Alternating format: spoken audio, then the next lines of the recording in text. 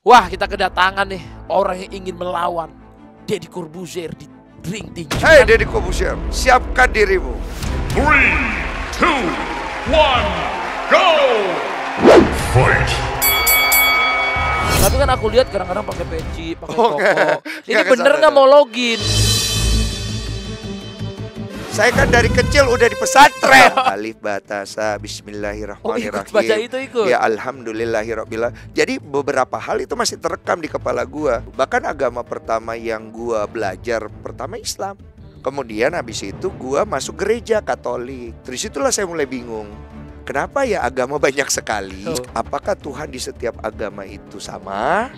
Apakah Tuhan itu memang satu? Sampai akhirnya gue memutuskan untuk tidak terlalu bergantung kepada agama.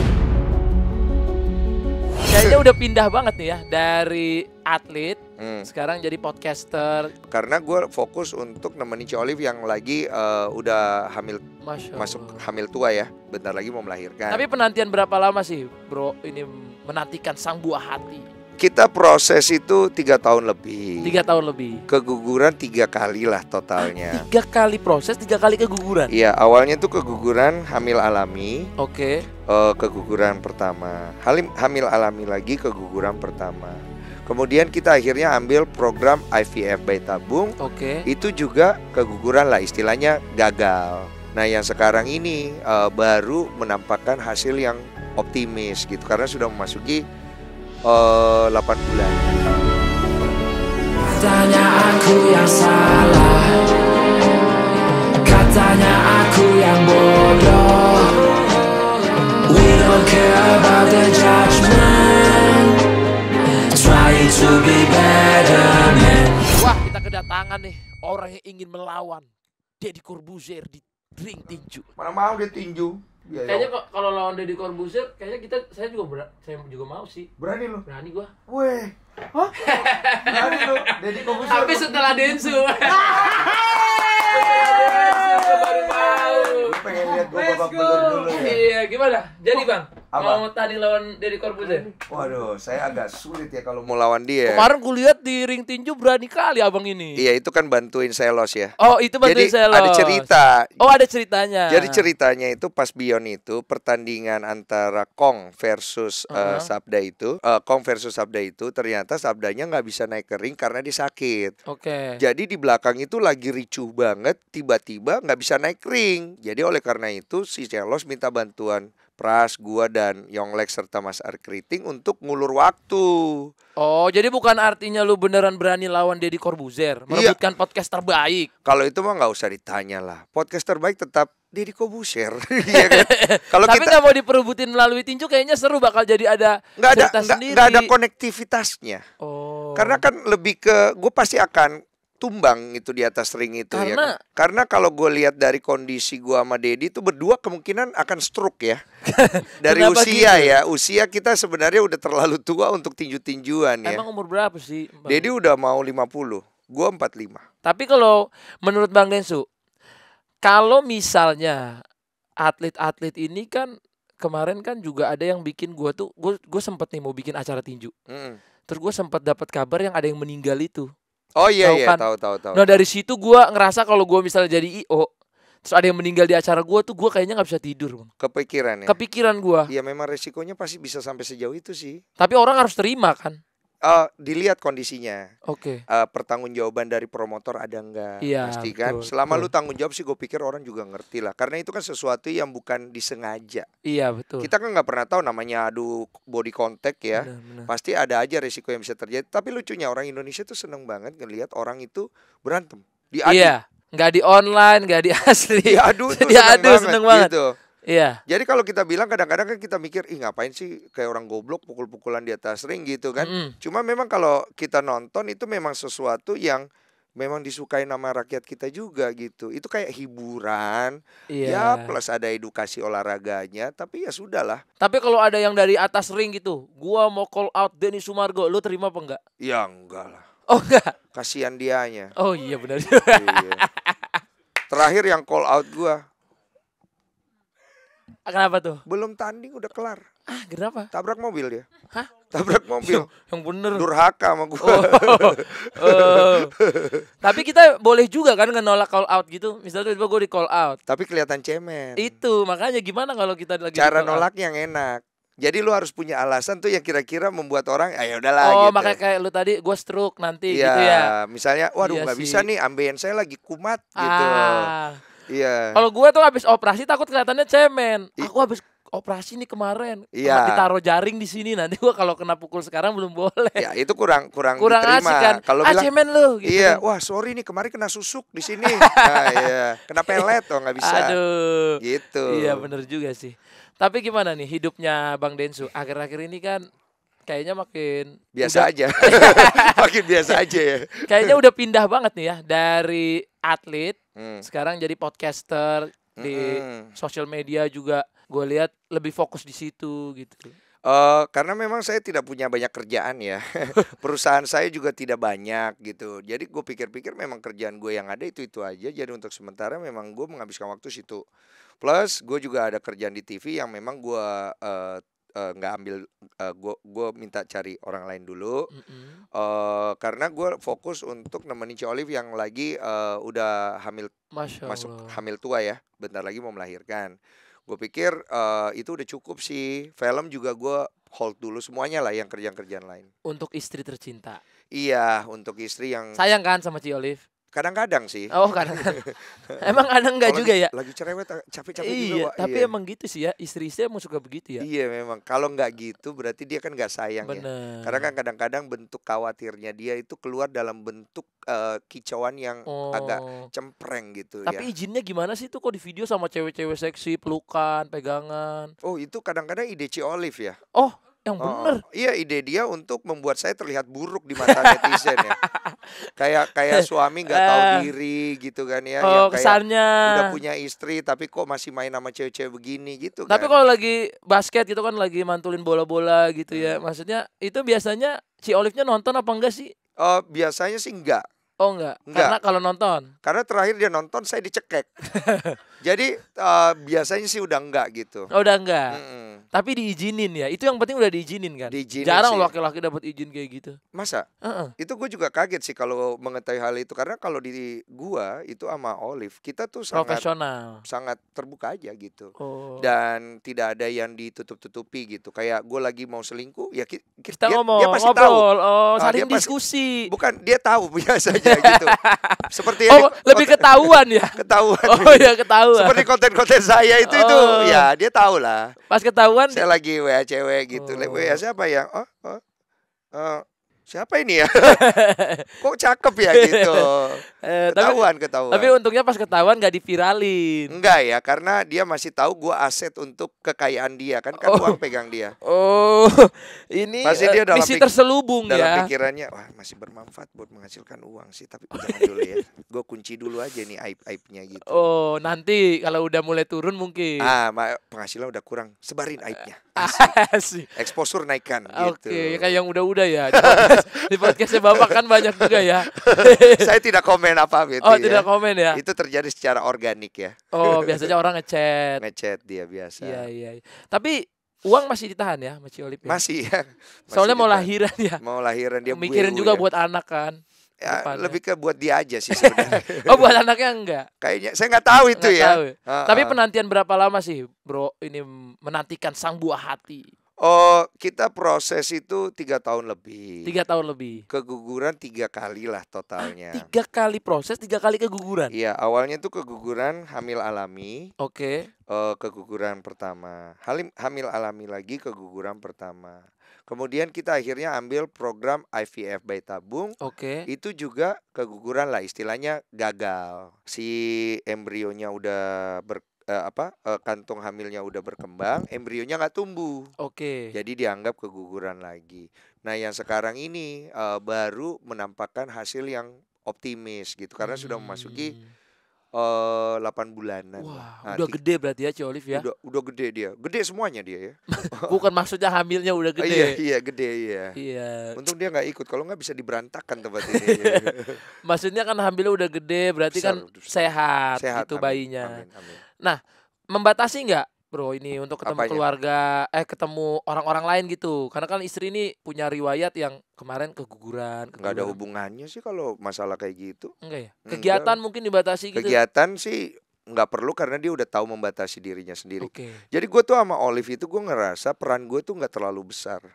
Jadi dia tuh udah bisa melakukannya sendiri. Jadi kadang-kadang gue ngerasa peran gue di Olive itu yang besar harus gue tonjolin di bagian mananya ya. Karena ketika gue nikah sama Olive, dia tuh sebenarnya nggak nikah sama gue juga dia akan baik-baik aja.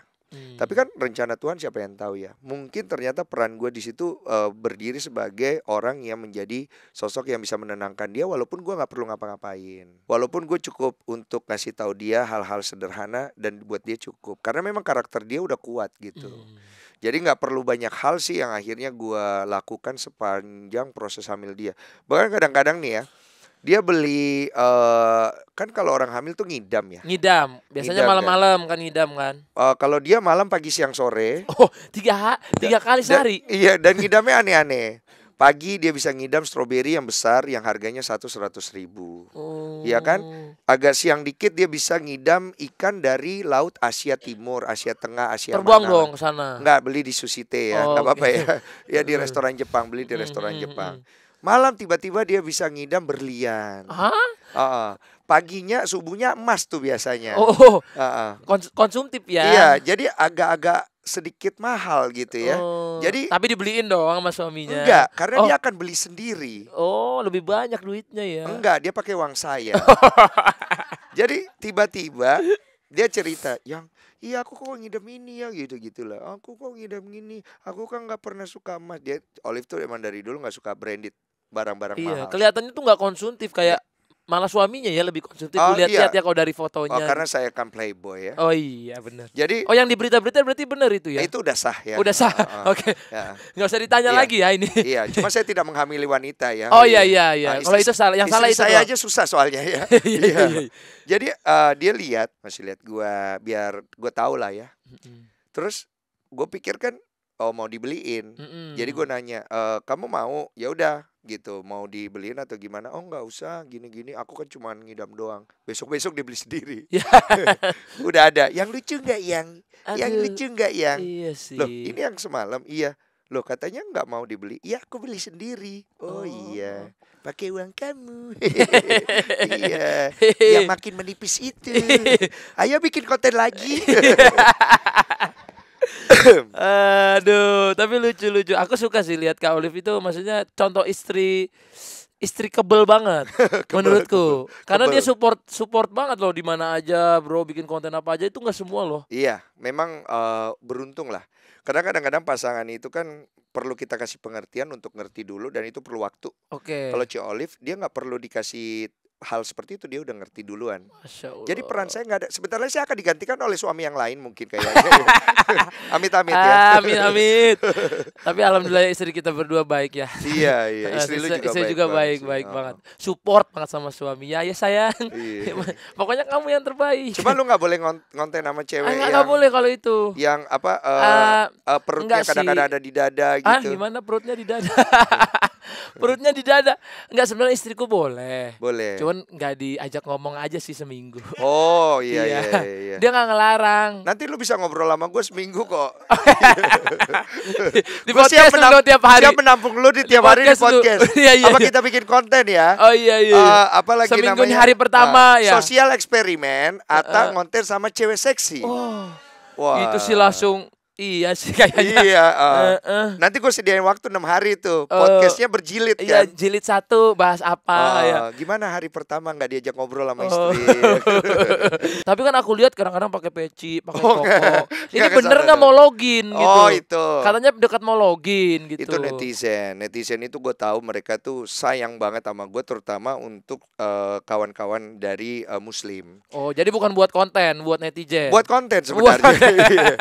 Jadi kadang-kadang kalau tamu gue atau vibes-nya lebih ke arah yang Muslim, gua kan juga pakai peci. Itu pun udah gua obrolin sama Ustadz Khalid.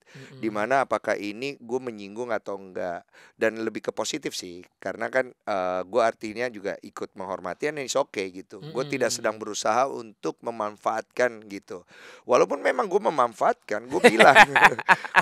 karena gini, gue selalu ditanya. Iya. Bang, kan adalah kalimat-kalimat negatif yang Bang, ini orang jualan konten mulu katanya, konten agama, kalau nggak jual konten agama nggak cuan gitu kan, ada gitu-gitu. Gue setuju, karena gue bilang gini, gue juga cari makan lewat konten agama ada, walaupun tidak semua. Kenapa gue mengambil konten agama? Karena konten agama itu adalah salah satu segmen yang juga disukai oleh banyak orang. Itu satu poinnya. Yang kedua, konten agama yang gue hadirkan tujuannya adalah untuk memberikan tambahan edukasi kepada orang itu sendiri kalau dia mau ambil edukasinya. Ketiga, gue juga bisa dapat pengetahuan tambahan tentang bagaimana Muslim itu sendiri, dan gue tahu gimana gue bersikap kepada teman Muslim. Jadi rasa toleransi gue pasti meningkat, sehingga gue tidak akhirnya melihat bahwa Muslim itu sebagai musuh gue. Gue nggak mau ada orang yang punya agama lain di luar Muslim yang akhirnya terkena Islamfobia katanya. Di mana mereka merasa oknum-oknum yang ada di Muslim, oknum ya saya bicara, yang kemudian membuat mereka jadi takut untuk berdekatan atau mungkin membangun hubungan dengan teman-teman Muslim.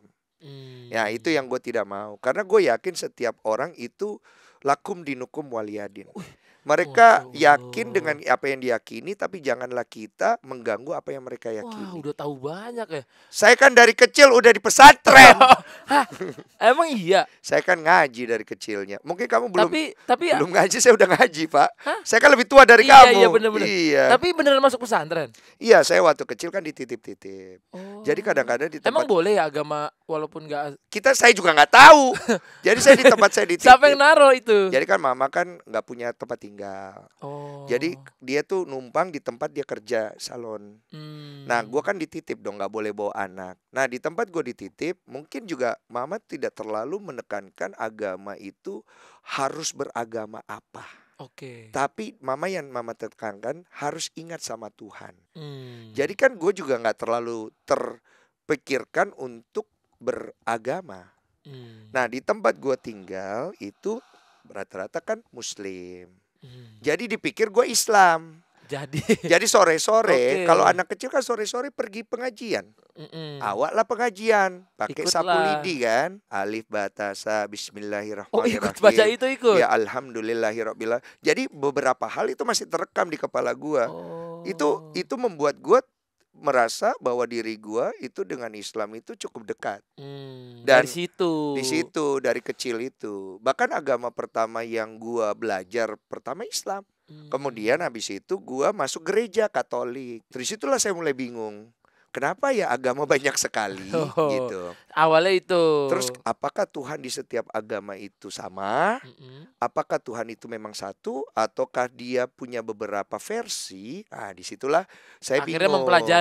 Pelajari lewat buku-buku. Sampai akhirnya saya merasa bahwa jawabannya tetap akan kembali ke masing-masing punya keyakinan. Sampai akhirnya gue memutuskan untuk tidak terlalu bergantung kepada agama. Jadi sempat ateis? Mungkin seperti agnostik gitu ya. Percaya Tuhan tapi tidak terlalu. Nggak mau ikut agama mananya gitu. Iya, gue tidak mau terlalu mendominankan satu agama. Karena menurut gue setiap agama itu benar adanya, meyakini kebenarannya. Tapi belum tentu apa yang mereka yakini itu pantas untuk dia gunakan kepada agama yang lain sebagai media untuk menjatuhkan agama itu. Jadi yang gue nggak setuju di sananya. Kalau itu sama. Dulu memang kebanyakan malah umat yang udah Muslim aja bisa jadi kayak gitu loh. Dia nggak percaya sama ininya, jadi percaya sama Tuhannya. Nah, cuman aku pernah belajar nih sama salah satu orang pinter, bukan orang pinter dukun ya, maksudnya kayak ustaz gitu, orang yang udah ilmunya tinggi gitu ya. Dia bilang gini. Ini analoginya masuk ke kepalaku. Jadi dia gini, ada seorang nanya, ini kenapa Tuhan menciptakan kita harus ikut agama ini, agama itu, atau apa? Kan setiap agama bilangnya harus mengikuti nabinya ada, kitabnya ada. Katanya begini, setiap kalau kita beli kamera ada buku panduan kan. Mm-mm. Kalau kita beli AC, beli lampu nih ada buku panduan. Betul. Kenapa harus ada buku panduan? Karena supaya kita tahu nyeteknya hidupnya di mana, Iya. apa rambu-rambunya biar Mm-mm. lampu ini nggak gosong, nggak meledak. Mm-mm. Oh, wattnya harus sekian, colokannya sekian. Iya. Nah, begitu juga katanya manusia. Iya. Dengan adanya agama, dengan adanya kitab, itu mengajarkan kita, oh rambu-rambunya jadi manusia tuh ini loh. Betul. Dia dibikin bukan buat membenci agama lain, bukan membuat membenci orang lain. Makanya aku setuju sama Mas Densu tadi bilang, oh apakah aku harus membenci atau ngelihat orang jadi Islamfobia. Nah, Iya. padahal agama itu hadir menjadi pelengkap kita untuk kita menjaga diri kita dari rambu-rambu yang gak bener, jadi lebih benar dan hidupnya lebih nyaman, lebih tenang. Betul. Karena kan dicari dalam agama itu adalah kebutuhan pribadi dulu. Betul. Bagaimana hablum minallah kita. Masya Allah. Baru kita ke hablum minannas kan. Masya Ya, Allah. gue tuh sebenarnya kan gue sih udah pernah cerita di beberapa tempat. Cuma gue seneng aja cerita hal ini karena gue tuh sama sekali tidak pernah melihat agama Islam itu sebagai sesuatu yang gue gak boleh masuk sini nih. Oke.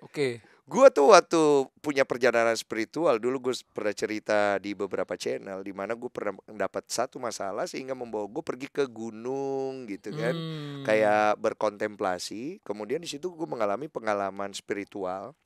Itu gue sempet balik ke kampung gue Makassar, ketemu sama orang-orang yang kita tuakan kayak leluhur-leluhur kita lah. Di mana leluhur gue tuh rata-rata semuanya Islam. Oh, jadi Mas Densu dari keluarga semua kebanyakan malah Muslim. Banyak kan Muslim. Bapak Ibu? Bapak Islam. Oh. Haji. Bapak haji. Haji orang Padang. Oh, Bapak orang Padang. Ada Arabnya. Sama Wak kok. Iya sama. Sama. Sama, makanya kita suka uang kan. Iya. Emang kalau orang Padang emang pasti suka. Suka, Kayaknya iya. semua orang suka sih. Suka ya, tapi Iya. kita lebih suka ya. Lebih ngerti nyarinya. Iya. Iya. Nah, pergilah awak ke sana karena awak pikir kalau misalnya bertanya kepada mereka itu Oke. kan tempat yang lebih tepat juga untuk mencari validasi. Karena gue sempat berpikir apa mungkin gue harus masuk ke Islam ya untuk memperbaiki diri gue menjadi lebih baik. Karena waktu itu adalah masa transisi gue tuh. Nah, pergi ke sana lah untuk validasi awak. Belum lah aku ngomong, barulah aku sampai assalamualaikum, baru aku duduk lah dia di depan mimbarnya itu. Masuk gitu kan. Waalaikumsalam. Duduk. Mau kok masuk Islam kan? terlalu dadakan ya. Awak Lebih belum ke dadakan. bicara, Wak. belum curhat juga ya. Jadi kan saya juga bingung kan, kok dia tahu. Oke. Jadi gue lanjutin lah. Iya, saya kemarin begini. Di stop. Kau Oke. pergi ke gunung-gunung kan? Kau pergi cari Tuhan gara-gara begini, gara-gara begitu. Dicerita nih semuanya. Diamlah gue kan. Kau ini sudah hampir setengah gila, nak. Dia bilang. Sudah hampir setengah gila. Kita ini leluhurmu yang bantu doa. Supaya kita punya keturunan itu bisa jadi orang. Kau ini dikasihi, disayangi, digituin. Jangan kau pergi terlalu jauh untuk masalahmu yang ini. Nanti saya jelaskan kok. Gitu, ini pakai bahasa Makassar. Sekarang urusannya tentang kau datang ke sini, kan? Ingat, jam 12 malam berdoa. Minta kau sama Tuhan. Satu. Tuhanmu satu. Minta kau agamamu, pegang baik-baik, jalan. Jangan kau pergi dengar kiri, jangan kau pergi dengar kanan, karena sudah tahu itu. Karena kau sudah tahu itu. Karena apa yang ada di dalam sini, Tuhan yang lihat, bukan manusia. Jadi berdoa kau dengan sepenuh hatimu, minta kau ketulusan dengan tulus kepada Tuhanmu, semoga rahmatnya diberikan kepadamu. Jalan pakai itu. Akhirnya nyaman. Dari situ gue cukup berpikir lama. Pulang gue berpikir, maksudnya apa ya? Validasinya, gue masuk Islam atau maksudnya bagaimana gitu. Tapi belum syahadat pas itu. Enggak. Oh. Jadi dia juga sepertinya tidak menunjukkan bahwa gue harus mengikuti agamanya beliau. Oke, jadi lebih Cari membukakan sendiri. pikiran. Oke. Berdoalah waktu selama 4 tahun berproses. Sampai hari ini. Sampai hari ini. Tapi kan gue udah melewati fase di mana gue akhirnya sudah sampai kepada pengertian. Nah, makanya tadi keluarlah ucapan gue bahwa sebenarnya setiap agama itu harus merasa agama dia paling benar. Gak boleh enggak. Karena aneh kalau lu beragama dan lu gak ngerasa agama Gak lu benar. percaya sama agama sendiri. Itu udah Itu aneh banget aneh. gitu loh. Tapi tidak pada tempatnya kemudian lu menjadikan itu sebagai media untuk menjatuhkan apa yang orang lain yakini. Nah, itu baru salah. Karena gue bertanya kepada semua pemuka agama, di manakah letak surga dan neraka pada kehidupan manusia? Apakah di amal ibadahnya? Apakah kepada nabinya? Apakah kepada apa yang diyakini Tuhan itu satu, ataupun menurut apa yang dia yakini dari agamanya, atau ketentuan prerogatif daripada Tuhan atau Allah itu sendiri. Berarti udah dalam. Mengenal Tuhan itu tidak bisa lewat hanya sebatas pemikiran. Pemikiran itu hanya sebagai manual booknya. Tapi masuk ke dalam itu pakai hati untuk mengetahui hikmatnya. Makanya dalam beragama itu bawa hati. Kalau cuma bawa pikiran mentok di ekspektasi gitu. Jadi gua masuk ke dalam situ kebetulan memang hati gue saat itu sedang kosong. Kemudian gue masuk dengan hati gue dan gue mendapatkan hikmat dan kedamaian yang sampai hari ini yang membuat gue ya mungkin kelihatan lebih positif ya di mata orang. Karena gue melihat diri gue bertumbuh menjadi pribadi yang lebih baik. Gue tuh emosian, gue tuh banyak gak bisa nahan emosi apalagi untuk sesuatu yang gak masuk di akal. Dia sering marah-marah. Tapi semenjak gue mulai menjalani proses itu, gue akhirnya ngerti tidak semua hal harus kita mengerti dan tidak semua hal itu harus dipuaskan dengan logika. Ada hal-hal yang memang tidak masuk di akal, tapi terima aja. Kayak hubungan kita sama istri, kadang-kadang gak nyambung. Apa yang dia pikirkan sama apa yang kita pikirkan bisa beda. Karena dia kan wanita, kita laki-laki, dan itu memang sudah berbeda. Apalagi background dan lain-lain, kadang-kadang iyain aja kan. Biar aman ya kan. Bukan cari aman ya, biar aman gitu. Tapi ada orang hebat juga bilang kalau kita menikah sama seorang istri, even udah nikah 30 tahun pun kamu gak akan tahu 100% tentang pasanganmu. Karena itu cuman dia sama Tuhan aja yang tahu. Sama. Karena pasti ada yang akan masih ada ditutupin. Jadi kalau orang bilang ketemu sama pasangan, aku udah tahu kamu luar dalam, gak seluar dalamnya. Gue pernah dibilang di agama nggak boleh minum alkohol. Contoh ini kan diskusi ya. Ini koreksi ya kalau aku salah. Ini kan aku juga bukan pemuka agama. Aku cuman belajar. Kemarin waktu arah spiritualku ya aku kayak Bang Densu juga lah. Pernah nyoba dunia gak jelas. Ya malam semua juga. Tapi kan belajar. Berita-berita itu benar ya. Pancingan masuk. Benar. Masuk ya. Iya. Sama-sama benar juga ya. Saya juga benar ya. Nah aku bilang ini siapa yang bikin peraturan alkohol ini bisa haram misalnya. Iya. Tapi banyak teman-temanku habis minum alkohol dia tabrakan. Iya. Banyak teman-temanku habis minum alkohol berantem sama istrinya. Banyak orang pernah ada satu kisah di situ misalnya ada ibumu. Apakah kamu akan misalnya kamu tinggal berdua sama ibumu, akan kamu giniin gak ibumu? Iya. Gak akan dong Pak. Saya gak akan gituin ibumu. Ibu saya sendiri loh. Saya pasti jaga ibu kesayangan saya. Tapi tiba-tiba suatu hari dia minum alkohol. Bisa terjadi itu ibunya. Betul. Jadi di situ aku tahu ternyata peraturan yang dibikin itu kita nggak boleh alkohol sampai mabukkan. Itu ternyata tuh bener. Dan di situ semua yang aku baca ternyata waktu aku lihat di dunia asli, bener semua, berarti betul. Betul, Allah itu menciptakan kitab itu, menciptakan semua peraturan itu, menciptakan nabi untuk memberitahu kita itu semua jalan hidup kita untuk menjaga kita dari hal buruk. Walaupun aku masih banyak buruknya ya. Semua kita masih ngelakuin dosa. Gak ada manusia sempurna. Itulah maksudnya kan sebenarnya agama itu kan hadir untuk sebagai jalan ya. Jalan setiap orang itu dari setiap agama tidak akan pernah sama. Rumah aja beda-beda. Walaupun depannya klaster mirip-mirip, dalamnya tidak akan sama.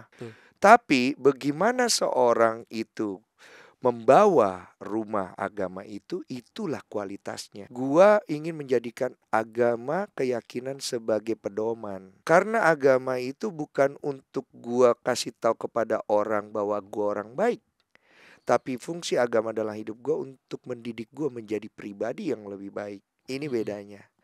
Kalau gue pergi ke gereja atau teman-teman muslim pergi ke masjid atau dia melakukan ritual-ritual keagamaan yang lain, apa sih yang lu cari? Kan pertanyaannya gitu. Kalau yang lu cari adalah exposure-nya, pasti dapat, itu gak usah tanya. Tapi lebih daripada itu, apa yang kau cari? Rahmatnya. Apa rahmat? Ketenangan hidup. Ketenangan hidup. Ada juga yang nyari. Ada yang nyari jodoh. Ada yang nyari rezeki. Pertanyaannya apakah itu salah? Menurut saya, kita tidak bisa membatasi Tuhan itu, yang Esa itu, dengan pemikiran kita bahwa orang lain salah atas apa yang dia betul. cari. Setuju, makanya aku sangat respect orang yang agamanya berbeda juga. Jadi di tim aku aja asisten harus satu Muslim, satu Kristen. Oh, Satu yang jagain anakku satu Muslim, satu Kristen. Bhinneka Yang Tunggal jaga- Ika ya. Bhinneka Tunggal Ika. Karena Heeh. tapi aku asalkan satu. Aku nggak apa-apa semua orang beda agama, asalkan dia taat sama agamanya. Iya, cuma kan biasanya ada juga kan pasti yang nyorot ke lu gitu kan. Yang kesannya kayak Bang Atta tuh kan Islam banget, harusnya begini, pasti ada Pasti kan. ada. Tapi aku bilang, ya ini kan kita di Indonesia, di dunia ini hidup berdampingan. Iya. Jadi kalau ditanya, kalau masuk di harus Islam semua, enggak aku makan. Bahkan negara ini dimerdekakan oleh orang-orang yang memiliki agama yang berbeda-beda. Betul. Ada dalam satu klip video di mana ada satu orang nih udah mau nyerang ke Belanda, udah pasti mati punya nih. Dia teriak Allahu Akbar, yang di sebelahnya dalam nama Yesus, yang di sini Buddha. Iya. Iya kan? Semuanya mati untuk Indonesia supaya Indonesia ini Merdeka. merdeka. Jadi kan pertanyaannya adalah setelah Indonesia ini merdeka, kemudian kita akhirnya berkelahi satu sama lain untuk menghancurkan negara ini dari dalam dengan urusan agama, buat apa? Jadi kalau menurut Mas Densu yang podcast setiap Ramadan tentang agama tuh boleh apa enggak? Boleh aja sih menurut Boleh. gua, karena Apakah Mas Densu akan bikin juga? ada dikit. Karena Dikit. momennya ya, karena kan Momennya. itu kan memang bulan Bulan Ramadan, bulan suci. di mana juga orang-orang seneng juga dengar dakwah. AdSense-nya juga gede kan? AdSense-nya sih sedang-sedang aja sih menurut gue ya. Kecuali Tapi- kalau lu punya program tertentu yang memang dibuat untuk itu, oke. Kalau gua kan enggak. Iya. Gua ya sama lah seperti biasa, mungkin gua undang 1-2. Iya, untuk jadi ada bicara. edukasi. Kan. Intinya mah di sini kita menghargai semua ya. Intinya aku udah dapat ini hasil perbincangannya, gimana kita mempercaya apa yang kita percayai, jangan menjelekkan apa yang orang percayai. Iya, karena Di lu situ point of ini kita tinggal di negara Indonesia, Bhinneka Tunggal Ika, bukan cuma bicara itu, ini bicara tentang how you grow up dengan diri lu sendiri. kedewasaan. Banyak manusia, dia tuh tidak melihat dirinya itu sebagai sesuatu yang penting. Dia selalu menganggap dirinya itu hanya remahan rengginang yang dia tidak ingin berusaha untuk menjadi lebih baik. Itu menurut gua. Oh, jadi nggak termotivasi sama hidupnya. Dia tuh merasa bahwa Ya udah gua gini-gini aja gitu. iya, dia tuh selalu menaruh Tuhan dalam ekspektasi. Dia mencobai Tuhannya dengan perilakunya yang buruk. Dia tidak ingin memperbaiki hidupnya dari berpikirnya, dari cara dia melakukannya, bekerjanya. Dia tuh kayak orang pasrah, bukan ikhlas. Jadi kadang-kadang kalau dikasih tahu sesuatu, dia selalu berpikir terlalu muluk-muluk. Padahal lu hidup itu, lu mati, lu menikmati semua yang di dunia ini, itu lu yang tanggung jawab. Pasti. Lu yang jadi bagus, lu yang tanggung jawab. Lu nanti punya istri, lu akan menjadi penanggung jawab. Begitu pula yang wanita. Sekarang apapun yang lu lakukan, bukan kita bicara untuk negara ini aja. Untuk lu tumbuh sebagai manusia, dan ketika lu nanti sudah selesai, apa sih nilai lu? Nilai lu ada di mana gitu loh. Apa yang lu udah perbuat untuk diri lu sendiri? Itu dulu deh. Gak usah ngomong orang. Kalau kata Nabi Muhammad, sebaik-baiknya manusia ada yang bermanfaat buat orang lain. Ntar dulu deh. Allah. Lu dulu deh. Keren juga hadis-hadisnya nih. Iya, lumayan ya. Gue belajar. Keren juga nih, ada hadisnya, ada Nah, ayat. sekarang gini. Apa yang lu lihat baik di diri gue, lu pikir itu semua karena dari satu sumber doang. Orang gitu. Enggak. Gue belajar dari yang Muslim, gue belajar dari yang Kristen, gue belajar dari yang Buddha. Karena belajar itu nggak harus dari agamanya sama. Iya. Karena dari semua orang, bukan hanya agama ya, profesi juga. Iya. Bahkan dari yang nyapu-nyapu jalan aja kita bisa banyak dapat ilmu. Apalagi beda agama. Iya. Yang Sekarang kalau profesi lu beda ngikut aja. nih satu orang lah pemuka agama, terus dia ngomongnya kasar, suruh bantai, tebas. Oke. Apa poinnya? Kan pertanyaan gua, apa poinnya? Tapi sama, aku pernah ikut ya di ceramah itu ya. Wah, aku waktu kayak gitu aku langsung keluar, Mas. Aku nggak kuat. Apaan nih? Perasaan gua nggak pernah baca tuh di satu hadis manapun atau Quran manapun yang nyuruh kita nebas orang. Iya. Nggak ada nyuruh nebas orang. Membela diri ada. Kalau kita diserang tiba-tiba mau dibunuh ya kita lawan. Iya. Tapi kalau kita menyakiti, karena ada di zaman Nabi itu yang paling aku bikin haru, kamu boleh membela dirimu, tapi aku yang paling haru tuh kata Nabi ketika mereka berperang, jangan sampai menyakiti perempuan, jangan sampai menyakiti anak kecil, bahkan jangan sampai ada rumput atau tanaman yang tercabut. Berarti kamu harus sehalus apa dalam bertindak.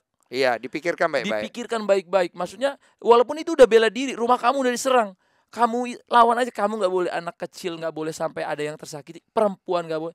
Itu kan berarti segini halusnya lah aku diajarin gitu. Maksudnya kalau tiba-tiba yang ngajarin aku ini kok keras sekali. Nabi nggak aja kayak gini. Aku Iya. pernah dengar cerita ada sahabat Nabi, dia lagi diperangin, seng. Nah dia hampir menang nih, lawannya di bawahnya lagi jatuh. Dia tinggal tebas doang, atau tinggal lawan doang nih, tinggal gini habis lawannya. Iya. Diludah lah dia. Batal dia. Ini aku dengar dari Ustaz. Dia batal menebas lawannya atau menghabisin lawannya. Terus lawannya nanya, kenapa kamu tidak habisin saya? Saya udah terjatuh. Tadi saya pukul kamu segala macam. Sekarang kamu udah balas, kamu pukul saya jatuh. Kenapa kamu nggak bunuh saya? Ketika kamu meludah saya melihat nafsu saya. Nafsu saya, emosi saya, amarah saya. Jadi kalau saya menyakiti kamu itu karena amarah saya, bukan karena keimanan saya, bukan karena saya membela diri, bukan karena keikhlasan saya nggak mau apa-apain kamu. Oh, maksudnya situ. Akhirnya dia mundur. Dan orang yang tadi di bawah dia ikut bahkan ke agamanya yang tadi.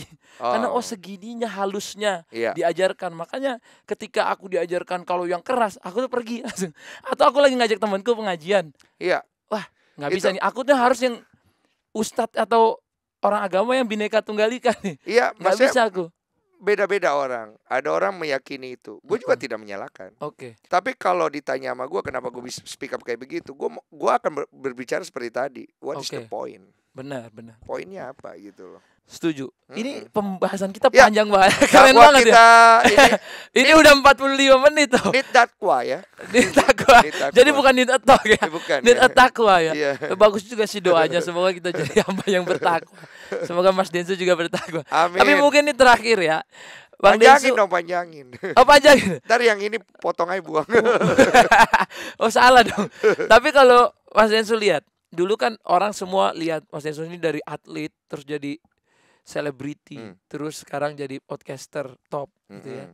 Dulu perjuangan yang mana sih yang menurut Mas Densu menjadikan Mas Densu yang sekarang gitu? Apa sih yang membuat pikiran saya jadi begini, saya jadi bisa gampang berbicara, gampang sama orang, punya ilmu-ilmu yang tiba-tiba belum pernah dikeluarin sebelumnya gitu.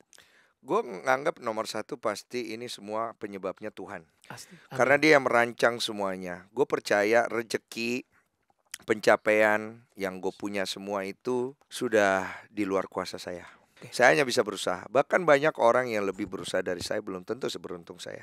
Oke. Ada yang mungkin tidak seluar biasa saya berusaha, hidupnya lebih hebat daripada saya, lebih kaya mungkin dan lain-lain. Tapi gue sering bertanya sama diri gue, acuan hidup itu apa ya? Karena kalau misalnya kita ngomong kaya dengan usaha, ada yang tidak tahu berusaha dia kaya banget, ada yang berusaha gila-gilaan dia nggak kaya-kaya banget, jadi itu kurang valid buat gua. Karena bapaknya kaya. Iya, karena bapaknya kaya. Jadi gue selalu berpikir sebenarnya dari kecil itu, sebenarnya kenapa gua ada di dunia ini ya? Dari kecil gue selalu berpikir itu. Hanya untuk makan, minum, mati, hanya untuk menikmati yang ada di dunia ini. So what is the point? Dari kecil itu yang selalu membawa gue sampai sekarang. Itu yang menjadi awal mula gue tuh mulai banyak baca buku dari umur 7 tahun. Itu buku-buku yang berat. Oh, jadi awalnya kutu buku malah. Tapi Tapi kok bisa jadi atlet kan biasanya. Tapi suka olahraga. Biasanya kalau olahraga gak suka baca buku. Iya, biasanya. Nah kebetulan gue suka baca. Dua-duanya. Suka baca karena ada hal itu yang pengen gue tahu. Nah, waktu jadi atlet umur berapa tuh? Umur 16-an lah. 16 tahun baru mulai apa dari kecil? Mulainya umur 14-an. Gue masuk atlet pro tuh 16-an 17. Oh, berarti cuma 2 tahun langsung jago? Karena gue ini orangnya itu ulet. Orang latihan 2 jam, saya bisa latihan 6 jam. Oh, bener. Ini kata Ricardinho juga gitu. Katanya lu kalau mau lebih jago dari orang, lu kalau orang latihan 2 kali, lu harus 3 kali atau 4 kali. Bener. Dan memang soul gue itu, jiwa gue. Gue tuh selalu tanya sama diri gue pada saat gue ngelakuin itu sampai 6 jam. Kadang-kadang nangis sendiri kan, karena depresi sendiri. Kayak gue ngapain sih? Ngapain lagi sih? Apalagi sih gitu gue ya? ngapain sih begini banget gitu. Diri gue tuh suka jawab, karena kita suka. Rasa suka ini yang tidak bisa dimatematikakakan. Oke. Jadi itu jadi passion. Jadi passion. Dan memang gue suka olahraga sampai hari ini. Gue masih suka olahraga. Bukan untuk mengejar prestasi atau untuk kasih tahu orang gue jago, bukan. emang gue suka. Nah itu gue lihat waktu main bola aja, kata gue baru belajar nih, tapi udah bisa begini, berarti tuh tekun. Iya, senang. Tekun. Kalau jago bonus, gini loh. Nggak ada manusia dia melakukan hal yang sama, berusaha hal yang sama, dia nggak bisa. Pasti bisa. Karena sama-sama makan nasi. Iya. Tiap hari lu latihan dribble bola, nggak mungkin nggak bisa. Ada yang lebih Betul. cepat, ada yang lebih lama. Nggak mungkin, tetap nggak bisa. Kemauan. Pertanyaannya, lu melakukan itu semua, menguasai itu semua, bisa nggak ngeramunya? Tahu nggak ngegorengnya? Tahu nggak masaknya? Inilah kualitasnya. Karena semua orang tuh bisa beli bahan baku. Semua orang bisa mempunyai bahan baku itu dengan melakukan. Tapi tidak semua orang bisa meramunya. Nah, saya merasa bahwa hidup gua itu banyak dapat hikmat dari Tuhan. Kenapa gue bilang Tuhan itu jadi utama? Karena apa yang gue punya, orang lain punya. Tapi belum tentu dia bisa meramu seperti apa yang gue ramu. Karena hikmat yang Tuhan kasih sama gue. Sama pula, gue juga belum tentu nih bisa ngelakuin apa yang lu lakuin. Amin. Masing-masing nih udah dikasih berkat. Tinggal berkat ini lu pertanggungjawabkan di akhir nanti. Lu pakai buat apa gitu. Gitu sih kalau gue. Tapi emang aku pernah dengar kata Cristiano Ronaldo ya. Dia bilang gini, ditanya, kamu kenapa sampai umur segini masih main, gak pensiun? Padahal teman-teman yang lain udah jadi komentator, udah jadi pelatih. Itu katanya, I give you the map, katanya. Kata Cristiano Ronaldo, saya udah kasih mapnya. Saya kasih tahu gimana rutinitas saya, makanan saya, terus cara latihan saya. Tapi saya udah kasih ini ke semua orang, bahkan ke anak muda, ke yang belum muda, yang udah tua. Tapi gak ada yang bisa ikutin saya, katanya. Iya. Karena menjadi konsisten dan tekun itu paling susah. Iya, makanya tidak ada Cristiano Ronaldo yang lain, cuma satu. Nggak ada Messi yang lain, cuma satu. Yang ada di dunia kan hanya membanding-bandingkan saja mana yang lebih bagus, mana yang enggak. Kalau gue udah bukan hidup di dalam perbandingan itu, gue hidup di dalam kesatuannya. Buat gue tidak akan ada kenikmatan tanpa orang yang bisa bernyanyi. Tidak ada ini tanpa ini. Dan gue gak bisa jadi penyanyi. Gak ada tukang nasi goreng, gak seru. Jadi semua hal itu satu kesatuan buat gue. Gelap dan terang itu udah menyatu. Dan gue melihatnya bukan keburukannya lagi, tapi manfaatnya lu bisa ambil dari kesalahan orang. Kadang-kadang kalau kita nonton konten, kita tuh pengen nonton, ini orang kita gak suka, dia buruk. Lu yang lu tonton ego lu. Harusnya yang lu tonton kebaikan yang lu bisa ambil dari kesalahan orang itu. Kalau lu bicara hidup berdasarkan ego lu dan apa yang lu mau, lu tidak akan pernah memperbaiki hidup lu. Sama kayak orang berarti lihat orang lain berhasil, kesel aja pokoknya. Iya. Kan bawaannya kesel aja. Kesel. Apa yang sekarang gini loh. Teman berhasil kesel, tetangga beli ini kesel, gue pokoknya kesel aja sama orang. Dan lu memvalidkan kekesalan itu sebagai suatu hal yang lu akan hidup bersama dengan itu bertahun-tahun. Jadinya lu nya gak berkembang. Iya. Cuman fokus di kekesalan dan kebenciannya. Dan akhirnya kualitas hidup lu apa? Iya, betul. Orang banyak kan kejar harta, banyak kejar ini, is okay. Tapi tetap bosen. Iya. Suruh kejar harta tuh lama-lama ada titiknya dur lu. Iya. Apa sih nih? Lu pernah punya proses kan? Proses. Dari, ada tuh. Dari nol gitu kan? Terus habis itu waktu ada harta, dulu pengen banget beli Lamborghini. Beli Lamborghini, ini orang bayar pajak doang ya, kita dipakai kagak, AP kagak, sebulan 3 bulan sekali.